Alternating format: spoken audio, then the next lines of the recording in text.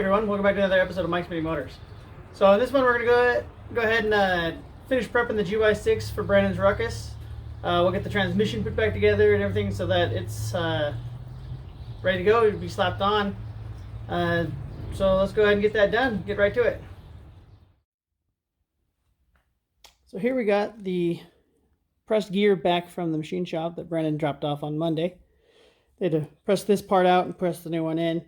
So now we can get this transmission put back together. And it's fairly simple. There's not too many gears and stuff here, but you see we've got to go from the long shaft to the short shaft. Drive shaft, I guess you call it. That one just slides right back in where the old one came out. Very simple. Now the two pressed gears, they go down in the bottom bearing. Just like that. And here we got the new NCY bearing, or excuse me, gear. It goes on the drive shaft. You just wiggle it on there. They mesh well. And then the last is going to be putting the cover on with the clutch shaft. See if I can do this and film it all at the same time. So just make sure everything's lined up, all your other shafts with the other bearings on the inside of this. And then just like that. Now turning this, turns that drive shaft. Cool. So now I can get that bolted all back together. One thing is if you're doing this on a not brand new motor, I would replace the gasket here for the transmission. Brandon didn't order an extra one, so we're not going to replace it, but this one's brand new, and so we were very careful when we took it apart and didn't damage it. So let's get this transmission put back together.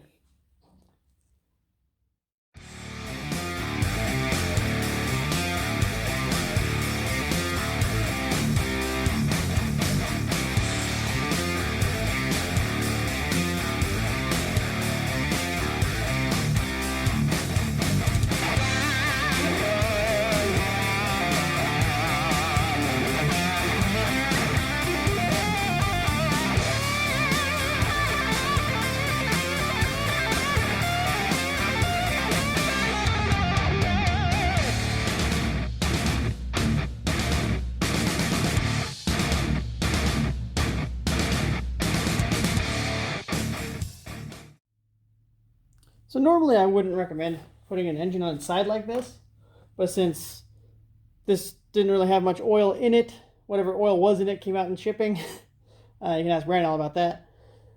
I just decided to tip it up instead of trying to put it in this hole on its side. So normally you'd fill this up until you're to the bottom of this bolt hole, and it would start leaking out. That's how you know how much you got. But when we drained this, we measured it how much came out of it, so I just poured up a new batch of the same amount, and I'll just pour it in like this, and then the transmission part should be done, and then we get the clutch, variator, belt, all that back on, and the cover, so this engine will be ready to be bolted on.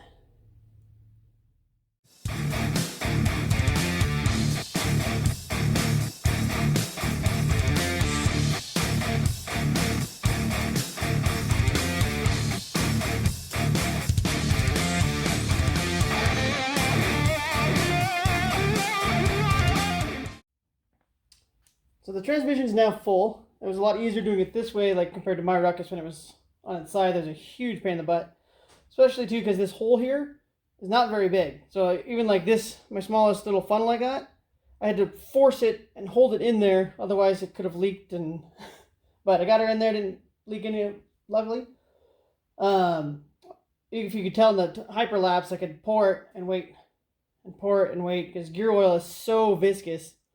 It takes forever just to run in there. Luckily there's the little transmission vent here so that air could be coming out there. Otherwise this would have had to burp the air out and take even longer. But at least we got it filled up, and let's get the clutch and belt and variator on there, and we get the cover on, and then the transmission's done on this thing.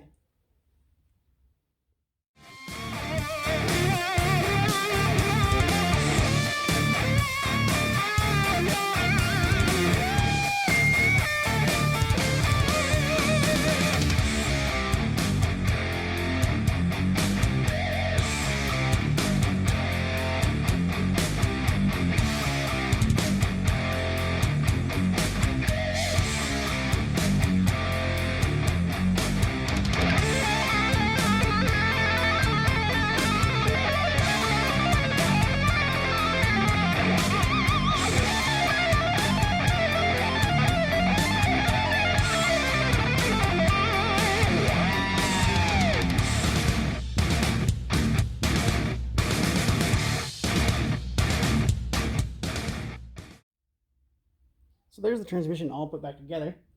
And so that's ready to go. Next I'm going to move on to the rear hub. This bolts onto that short axle that we put on, and then your wheel will bolt to this. As you can see, there's multiple different bolt patterns on here. The one we're using, if I remember right, it's 4x110, which is the third of the smallest holes here. So I'll get the studs put in there and then this installed and everything. And we're almost ready to have this motor slapped on.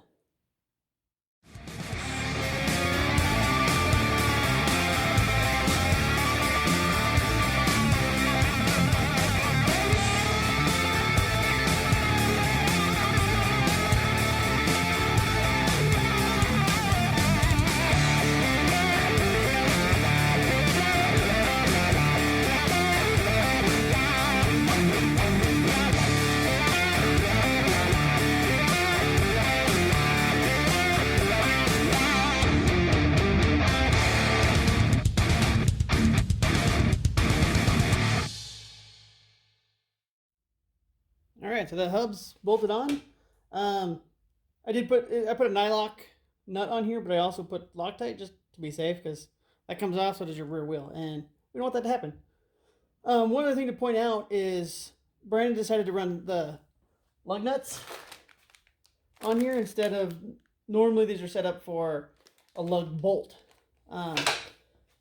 And I did that on my bike, but one thing to point out is that on these wheels, he got them from Machines, they come stock with, I think it's for an M10, which is the bolt that normally goes in here.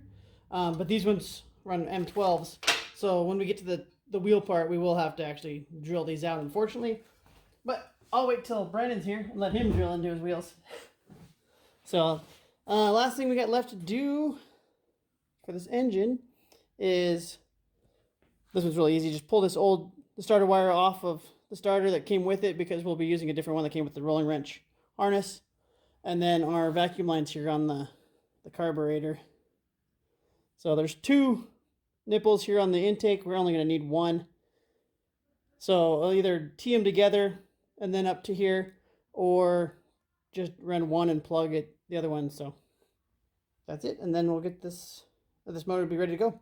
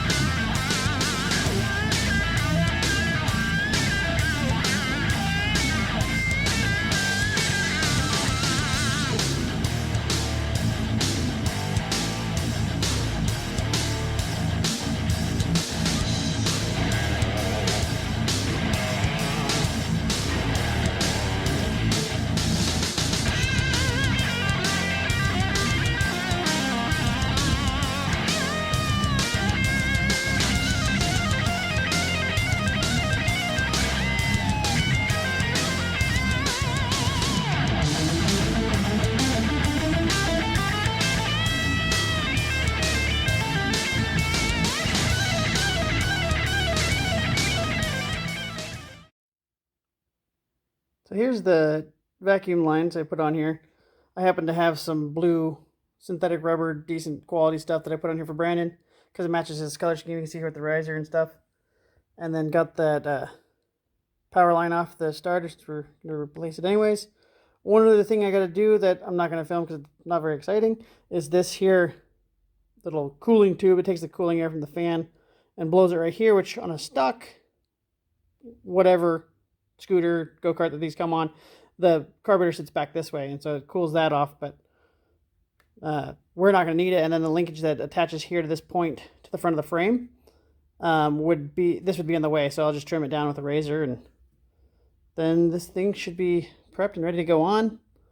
And so yeah, in the next episode you'll end up seeing we'll put the frame back together, and then once we're done with that episode, the next one will be putting this thing on the frame. So we're getting there.